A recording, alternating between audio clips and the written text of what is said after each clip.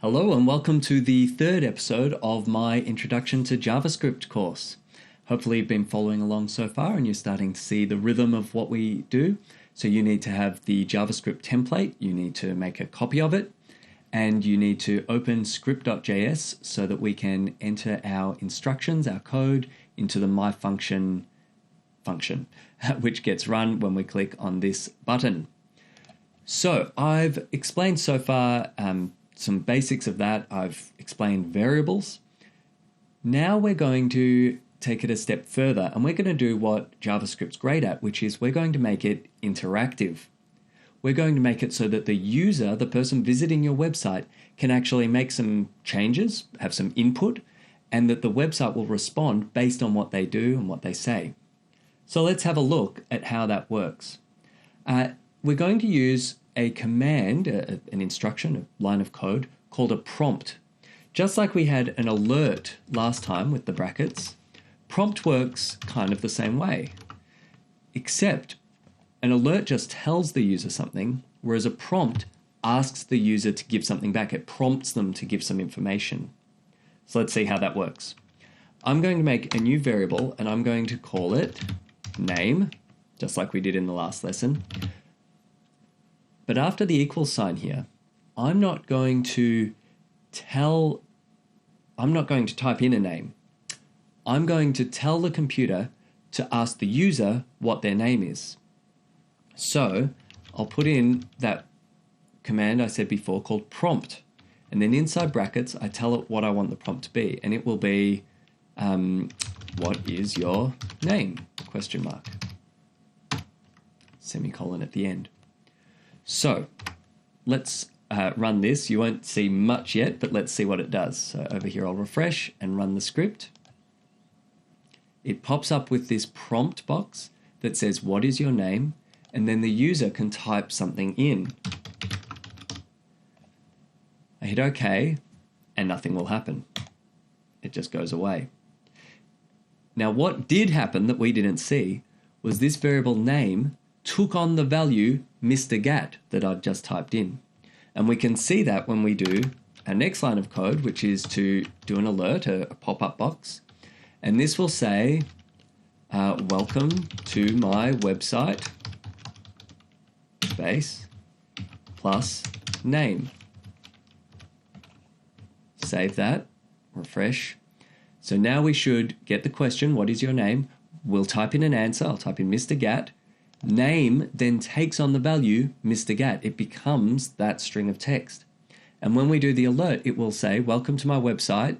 And then whatever I've typed in is what it will say. I've refreshed over here. Let's run it. What is your name? Mr. Gat. Okay. Welcome to my website, Mr. Gat. It worked. Now, the great thing is, if we visit again, and this time I want to use my first name, it will say my first name. If I want to put in someone else's name, it will enter whatever variable, whatever value we've assigned to that variable of name will come up in the alert.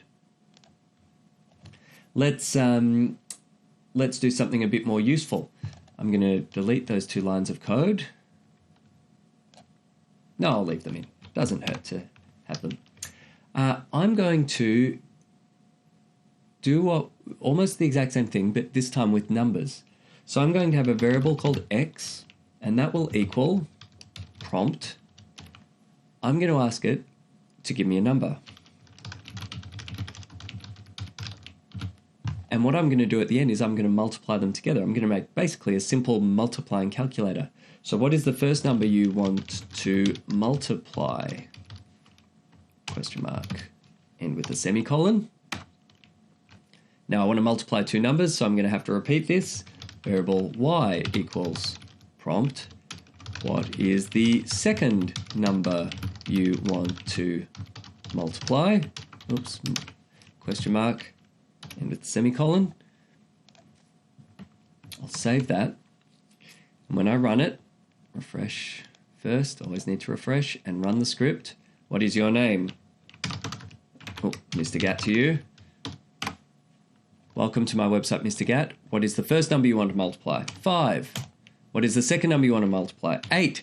And it doesn't do anything because we need to do the most important step in this process, or one of the essential steps in this process. We need to then report it back to the person using our website. So we'll say alert, and then in brackets, we'll say the two numbers multiplied to, I spelled that wrong, multiplied together equal. Now what are we going to put here? I'll put the semicolon at the end so I don't forget. We want to have x multiplied by y here. Now I could put it straight in, but it might look a bit neater if I actually add another line, and I'll make a new variable and I'll call it result. And result equals x times, remember asterisk means times, y, semicolon. So we're going to ask the user to tell us what x equals. We're going to ask the user to tell us what y equals. We're going to have a new variable called result, which will multiply those two numbers together.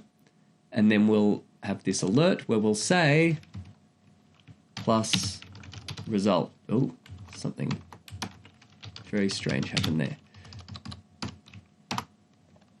Okay. The two numbers multiplied together equal, and then we'll add to that text whatever our result is, whatever those two numbers multiplied together equals.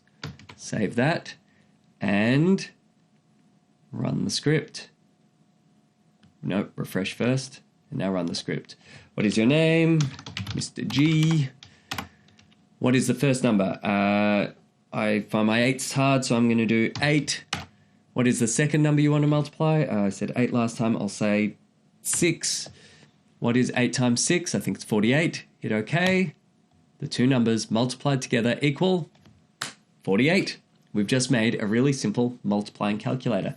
Now you could adjust this. You could just tweak this code a little bit to divide it. Use that slash to divide, and then you'd have to update it to instead of multiplied to say that. Let's just see how that works.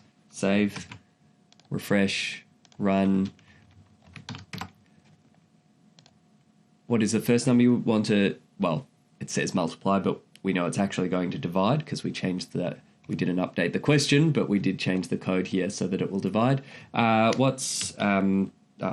can't. I'm blanking. What's a good 96? Okay. What's 96 divided by 8? I think this will work. 12. 96 divided by 8 equals 12. So you can see how we can adjust our code very quickly using the same variables. We only had to change one symbol and we can do something totally different. That's the power of variables combined with user input.